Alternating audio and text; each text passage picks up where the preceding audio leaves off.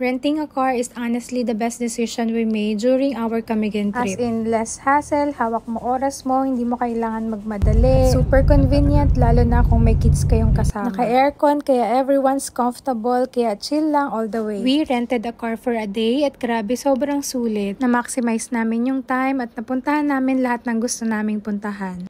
From Sankin Cemetery, Old Church Ruins, Katunggang Park, Katibawasan Falls hanggang Mantigi Island. If you're planning to rent a car in Camiguin, usually self-drive setup siya, which is for us mas okay. Kasi mas free ka, wala iniisip na driver or schedule. But if you want hassle-free, yung hindi kayo magdadrive, pwede rin kayong mag-rent ng cab or tricycle. Usually, price range is around 2,000 to 3,000 pesos for only 8 hours. With driver and gasoline naman na yun. Kapag self-drive naman, 1,500 pesos for 24 hours na hindi pa kasama ang gasoline. So, depende talaga sa preference nyo. So yun, overall, renting a car gave us more freedom and comfortable during our Camiguin adventure. Kung gusto mo rin ng smooth and sulit, I highly recommend na mag-rent na lang kayo ng car. Especially kapag family trip kasi mas enjoy talaga kapag hawak mo ang oras mo.